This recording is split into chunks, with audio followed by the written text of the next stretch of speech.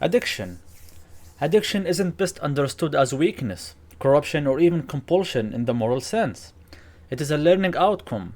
A biological system optimized for prediction and efficiency has discovered a shortcut, one that reliably delivers dopamine, relief, or emotional regulation, and then optimized it so hard. What looks like self sabotage from the outside is, in fact, internally, a machine doing exactly what it was trained to do. The addictive behavior wins not because it is evil, but simply because it is efficient. At a circuit level, addiction emerges when a narrow set of pathways becomes disproportionately strong, fast, and chemically privileged. These pathways don't just suggest behavior, they preempt alternatives.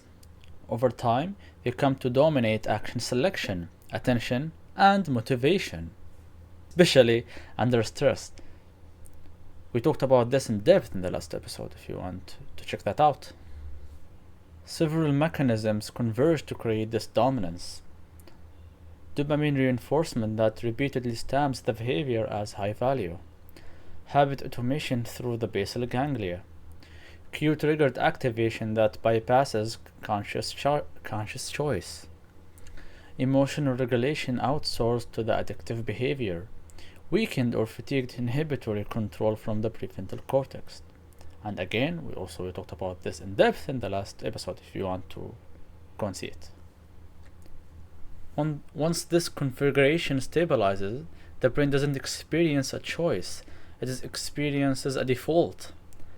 That is why addiction doesn't respond well to lectures, shame, or raw insight. Knowing something is harmful doesn't deactivate a circuit that has been chemically and structurally reinforced thousands of times. The system isn't waiting for better arguments, it is waiting for new wiring. Recovery, then, is not abstinence alone, it's reconstruction. The work of addiction recovery happens on several fronts simultaneously. Strengthening inhibitory synapses from the prefrontal cortex, building alternative routines that can compete at the habit level. As I always love to say, understand this process as planting a tree. It is a very beautiful metaphor and it's very correct. It's a very similar concept, almost the same. Restoring emotional regulation so distress doesn't auto-trigger craving, reducing the dopamine leverage of addictive cues.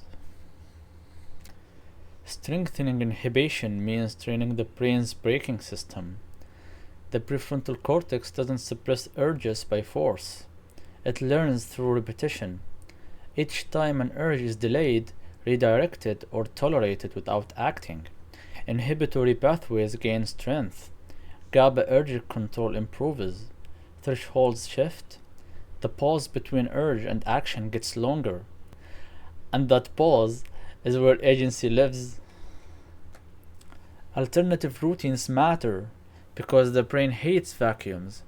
Removing a behavior without replacing its function leaves a prediction gap.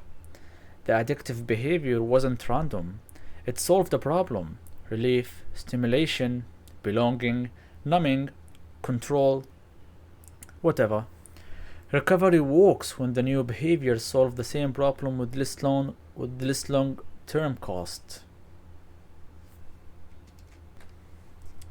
Effective alternatives activate dopamine more moderately, engage the body, not just the intellect, are easy to initiate under stress, are repeated often enough to automate, deliver some form of immediate reward or relief. The good way, okay? Like immediate reward or relief in the good way, don't get me wrong here. So if you are under stress or something like that, you immediately go to the hub, God forbid, or you go to Instagram Reels or TikTok. No, I mean in the good reward or relief. As an example, you work out. Yeah, that's a very good immediate reward or relief. Emotional regulation is the quiet keystone. Many addictions persist not because of pleasure, but because of relief. They downshift anxiety, loneliness, boredom, shame, or overwhelm. If the nervous system lacks other ways to regulate those states, the addictive circuit stays indispensable. Strengthening emotional regulation circuits through therapy, social connection, movement, sleep, and safety reduce the background pressure that fuels craving. Also, workout. We can add that here also as well. It's a very good thing. Addictive cues, places, times, emotions, people, internal states becomes dopamine loaded triggers. Over time, the cue itself begins releasing dopamine before the behavior happens, creating anticipatory craving.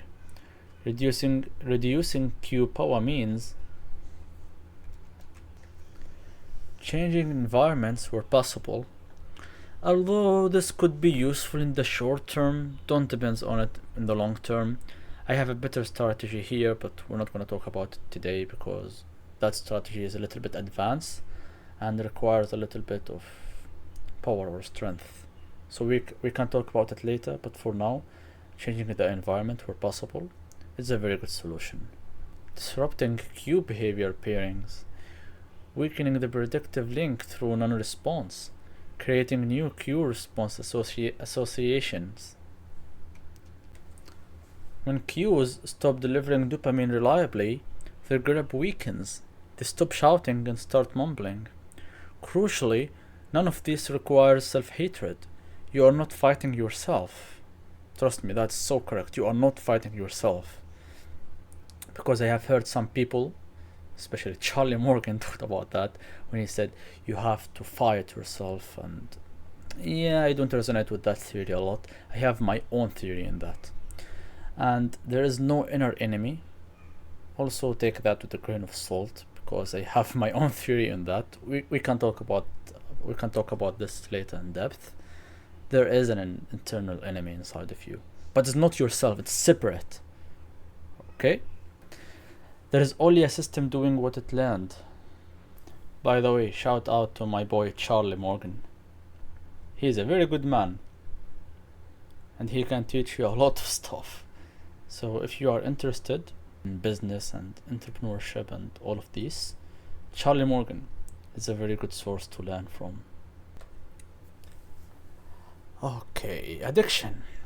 Addiction is what happens when learning, reward, and habit formation overshoot their usefulness.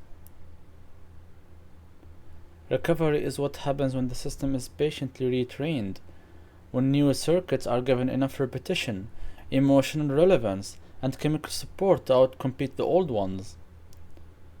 This is slow work because biology is constructive, but they do surrender when they stop winning the metabolic and predictive argument. You are not trying to destroy a part of yourself. That is very important. Because like I said before, a lot of people, they say, fight yourself. No, you are not fighting yourself. You are yourself. Right? This is like common sense. There is an internal enemy. What causes all of these issues for you. So stick out here with us if you want to learn more about it in the future. You are teaching your nervous system a better way to survive. And machines, unlike myths about willpower, can be rewired.